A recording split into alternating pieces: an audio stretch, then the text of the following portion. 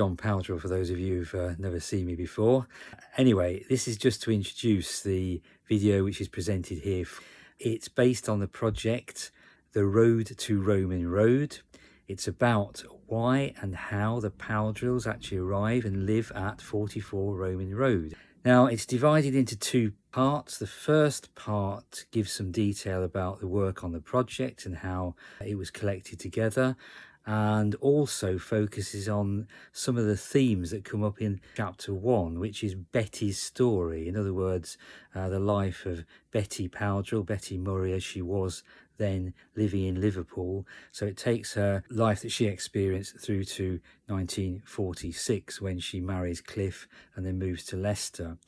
Now, the other part of the video is a summary of the chapters looking at the life of Cliff in Belgrave, his experience in the Navy, the wedding, then moving on to when we actually moved into Roman Road. After that, I do give you some detail on how you can get hold of the book so you can reserve your copy, and if you've had anything to do with 44 Roman Road and you have some memories of the place, then I'm really happy to include as much as I can into the final chapter, as long as I get it at the end of October at the absolute latest. Anyway, my email address is at the end of this video. For the moment, enjoy what's coming. See you later.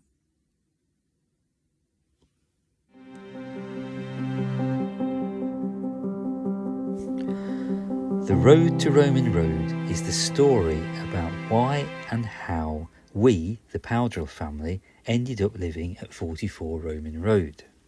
Originally about collecting stories of the lives of those who grew up at 44 Roman Road, it soon became clear that a closer look at the lives of the parents, Cliff and Betty, was needed if any sense was to be made of the things which went on there. So, with that in mind, I started with the one parent about whom we A. knew the least, B. whose history was geographically furthest away from Leicester, and C.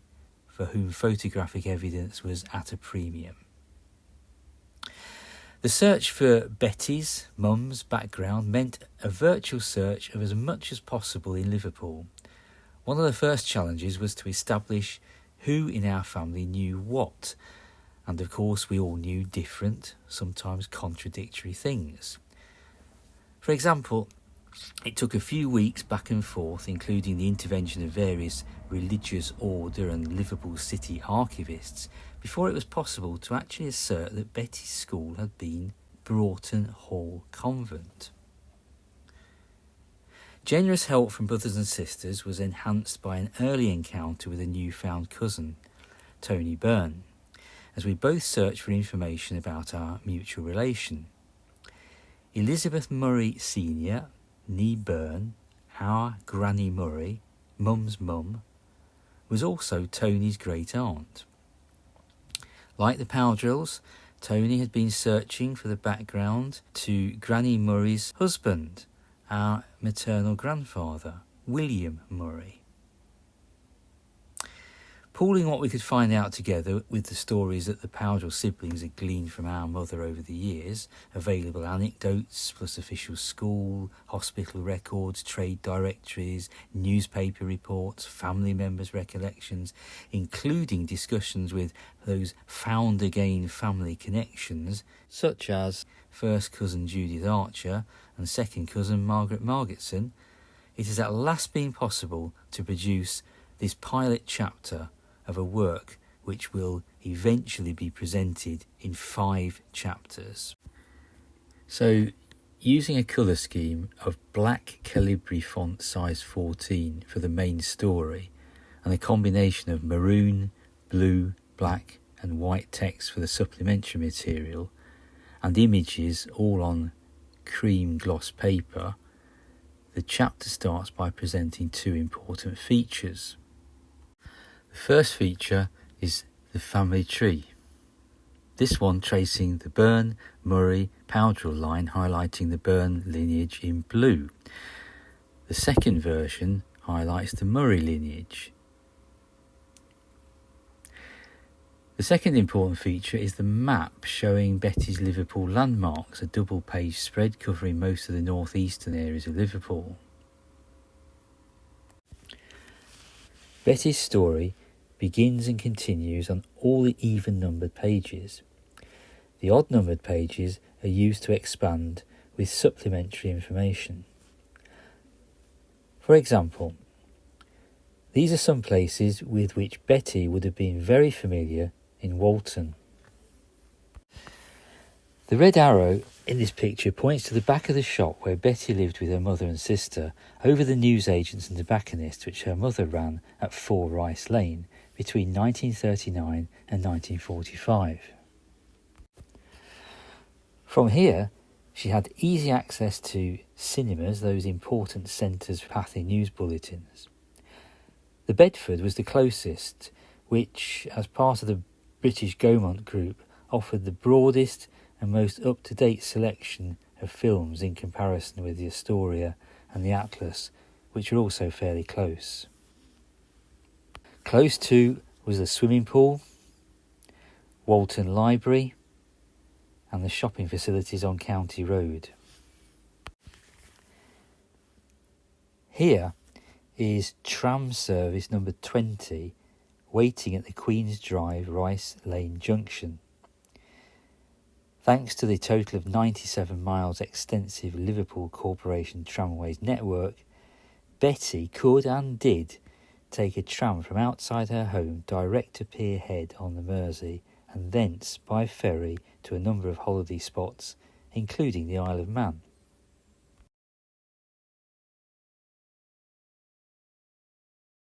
Here are Betty's parents, William and Elizabeth Murray. William Murray, born in Birkenhead in 1892 into an ordinary working class family, trained as a carpenter and joiner, eventually becoming a casually employed journeyman shipwright with Canadian Pacific. He was Betty's father and maternal grandfather to the 44 Roman road crew and has become, in our family anyway, a controversial and somewhat enigmatic figure. The jury remains well and truly out on whether we should view him as, the family folklore dictates, as a tragic figure, washed overboard and drowned in 1927 while vainly attempting to prove that he was worthy of being the husband of an exceptionally loyal and industrious spouse. Or was he just a scurrilous cheat who callously jumped ship to start another life on the opposite side of the Atlantic, leaving his wife to fend single-handedly for his consequently fatherless daughters? William's history has been chased by a number of family members, Andrew Powdrill and Tony Byrne, to name two, but recent searches in the UK, Ireland, Canada and the USA have revealed no formal record of his death, and it is therefore suspected that he did jump ship in Canada or New York. No doubt it's a story which will remain live for as many years as it takes to resolve, if it is ever resolved. Elizabeth Murray, née Byrne, maternal grandmother to us at 44, born in 1885 in Dublin, left home and worked as domestic servant and housekeeper from about the age of 14 in Dublin. She worked here at 10 St Stephen's Green when it was a bank and a private staff dwelling, later moving to a large house in Toxteth Park, Liverpool, where she eventually left domestic service to become, at the time, the only unmarried woman in Walton to be a registered fried fish dealer, opening her own fish and chip shop in 1917 at 196 Rice Lane. She married William Murray in 1919, brought up her 2 daughters single-handedly here at 2 York Street after William's demise, and she established and ran a new business at 59 Rice Lane from premises not more than 100 metres away. A well-respected and hard-working entrepreneur, she made enough to support her daughter's education at an esteemed Catholic convent school, Broughton Hall, run by the Catholic Order of the Sisters of Mercy, which had begun life as a private preparatory school. In 1934, the year Betty started in the secondary department, the school was seeking recognition for grant-aided status by the Board of Education, which was successful but only after implementing great changes in the management and teaching styles as recommended by His Majesty's Inspectorate of Schools. On the whole, Betty remained fairly reticent about her school experience. She certainly looks apprehensive in this photo, unearthed by cousin Judith Archer. However, it was thought to have been a positive experience. Elizabeth Murray was able to pay the higher than average pre-1944 Education Act school fees through not only continuing the exceedingly hard graft of running her own fried fish business, but by taking on various extra employment when the need arose. By the way, the man outside his Stewart Road fish and chip shop in 1932 is Elizabeth's younger brother, Patrick Byrne, great-uncle Patrick to the Powdrills of Roman Road, who developed over time a chain of fried fish fast food establishments, many of which, including this one, are still doing business in 2024. Back to the main story. The need for Elizabeth to demonstrate her flexible approach to work arose early in the 1930s. Betty, aged about 7 or 8, became seriously ill with rheumatic fever, an ailment common among children, which would give rise to major heart problems for her later in life. Penicillin, which would have stopped the disease in its tracks, was not to be available for another 13 years, and the only recommended treatment was long bed rest accompanied with a type of clean air treatment in the open air wards pictured here, overlooking the River Dee estuary at the Liverpool County Hospital for Children in Heswell, Cheshire. Her mother upped sticks from Walton, leaving a chip shop in the hands of relatives, and took a service job at a house called Dellside, a stone's throw away from the hospital, so that she could visit Betty on a daily basis throughout the minimum 12-week incarceration. I grew up having been convinced by Mum's reticence to explain that the person in this photo was actually called Hilda Hume, which was in fact the name of the Bold Street, Liverpool-based photographer. Mum's reticence to clarify my misapprehension may have been because she had inscribed the back of the photo with "All my love, Betty," and probably given it to a special friend in the pre-Clifford Powdrill days. Her 3 teenage, early 20s friends figured here: Margaret Lynch, Dorothy Savage, who later married Cliff's cousin Jack Wignall, and Edith Spencer, who married Bill Newcomb and was forever known to us in Leicester as Auntie Newkie. It was with her that Mum had formed a lifelong friendship. Betty was quite gregarious and enjoyed, as she put it, a good laugh. Nearly everyone photographed on the beach at Hoylake on this occasion was a smoker, judging by the number caressing a ciggy. Smoking, surprising though it may seem to us now, was a trend with a very positive image, often marketed as and treated as a marker of sophistication. How wrong could we be? But there was a more immediate threat poised to challenge the lives of those in this happy group. The fatal tragedies of war were about to overwhelm all other considerations, and as these scenes, taken from Rodney Whitworth's book Merseyside at War, illustrate, for Betty's Liverpool generation, the period between August 1940 and January 1942 is generally recognised as one of the most brutally traumatic for a civil population to have undergone anywhere in Britain outside the capital. The statistics tell their own story.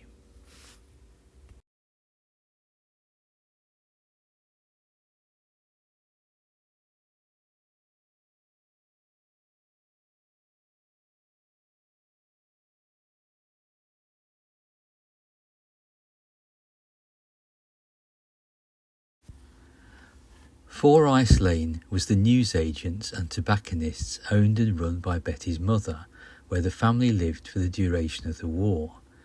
It was in a block of buildings forming a triangle bordered by Rice Lane at the front, Church Lane to the south, and Smithy Lane along the back.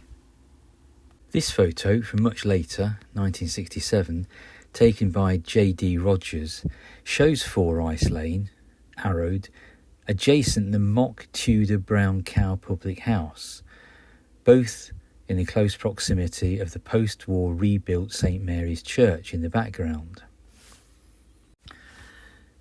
The early air raid shelters, hurriedly constructed from 1939 onwards, like the one in this photo, were built in brick with heavy concrete slab roofs. A similar block of shelters was provided adjacent to the Rice Lane properties, as shown on this map, and the picture of Smithy Lane taken at the end of the war in 1946.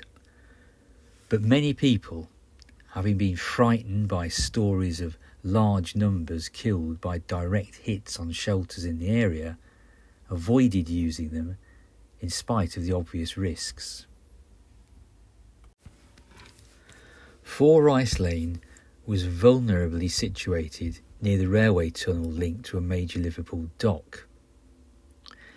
X here marks the spot where an incendiary bomb hit St Mary's Church and destroyed it, while another hit the corner of Carnarvon Road in the north. The first was dangerously close, and the second one caused personal tragedy to the family as it killed Maureen and Betty's uncle Richard less than 3/4 of a mile from their home. Even so, Elizabeth Murray Sr. would discourage the use of the shelter and, according to Betty, spent air raids kneeling and reciting the Catholic Rosary until the danger had passed. Like the great majority of the Liverpool population, of course, they came through, and both the sisters, Maureen on the left and Betty on the right, were soon able to re-establish their pre-war demeanour, captured here when Betty was about 17. While Maureen had married Frank Smith in 1943 and already given birth to our cousin Judith, Betty's future was to include this person, whom she meets while on holiday in the Isle of Man at the end of the war. Cliff, as it is he, sent his photo from a rest camp in the country then called Ceylon, now Sri Lanka, as he awaited transport back to Britain and eventual demobilisation. Cliff inscribed the back of the photo with a reference to man-eating tigers, but about that I say no more. So, with that, the pilot chapter comes to an end. Here are the usual listing of sources and acknowledgements for the help received from many organisations and individuals, of which there are so many invaluable contributions and observations, without which it would not have been possible to get this far, and certainly not further. The final photo in this pilot copy is of Betty taken about 40 years after she moved into 44 Roman Road. She's still laughing and apparently continuing to hit everything for 6 in the back garden, which, having gone through many different phases, is in its finally smoothed out state. From here, we move on to look at chapters 2, 3, 4 and 5. Chapter 2, Cliff's story, covers Cliff's early years in Belgrave and in Birstall, his school and his relatively privileged family circumstances. The West Leicestershire farm labour and shoe operative background of his father, Thomas Henry Powdrill, and his mother's Annie Elizabeth Farnsworth's Nottinghamshire background are also detailed here, as are Thomas Henry's First World War military service and his journey from working to middle-class status. Chapter 3, Dad's Navy. Cliff spent a total of 876 days at sea on convoy destroyer escort duty to Russia, Egypt and Bombay between 1941 and 1945, finishing his war career as a leading seaman trainer. It's perhaps not too far from the truth to say that some of his more extreme experiences may well have inadvertently determined decisions he made in later life. Chapter 4, The Wedding. Undaunted by the Catholic Church's doctrinal inflexibility, having to accept being married in the sacristy, a sort of dressing room for the priest, because Cliff was not a Catholic, the couple maintained their post-war optimistic spirit. After Betty is given away by her uncle Tom Lynch, a stand-in for her absent father, Cliff and Betty move to Leicester to start their family. In Leicester, however, an act of compassionate duty gives 1-year-old Jane a new brother after 17-year-old unmarried Valerie, younger sister of Cliff, bends to her parental pressure to have her son Philip adopted in a cloak of unhealthy secrecy, which only serves to draw everyone involved further into the orbit of the Powdrill elders at 23 Roman Road, so that, by 1954, it is to Roman Road we go. Whether Betty wanted it or not, Cliff steers his own family back to be within the close influence of his own parents, or at least certainly of his mother. But it was not all bad news. Access to the more spacious house and garden of the grandparents at 23 opposite lessened the physical restrictions experienced by, at its height, the family of 9 people crowding into a 3-bedroom semi-detached at 44. Although Cliff never appeared to recover from the effects the move had on his own personal ambitions.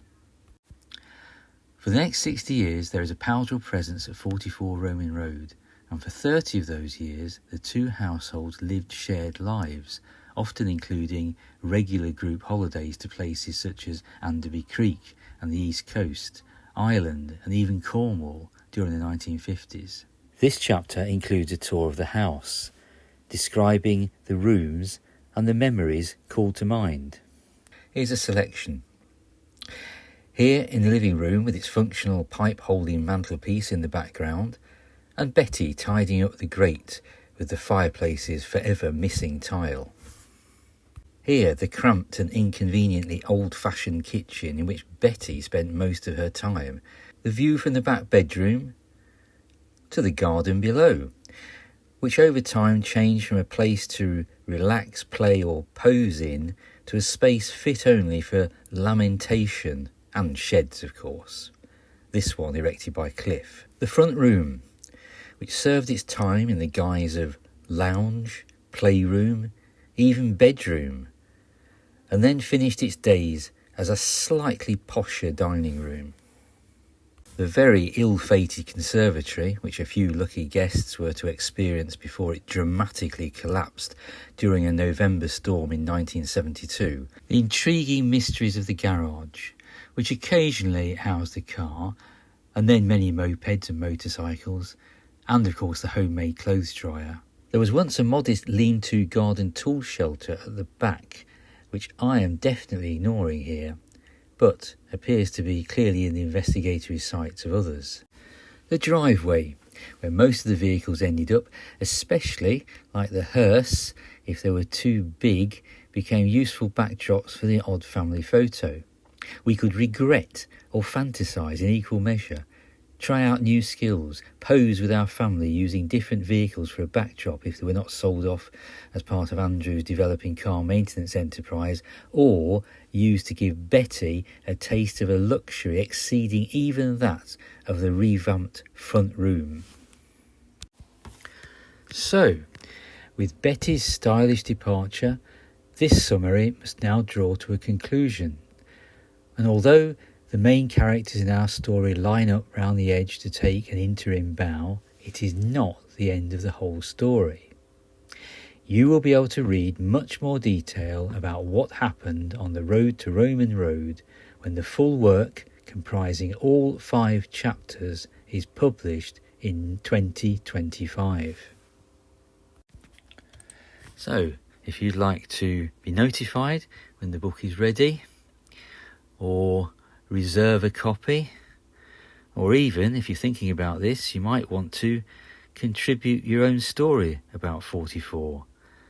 Any of these things, email me on the address that will appear below. Thank you. Look forward to hearing from you.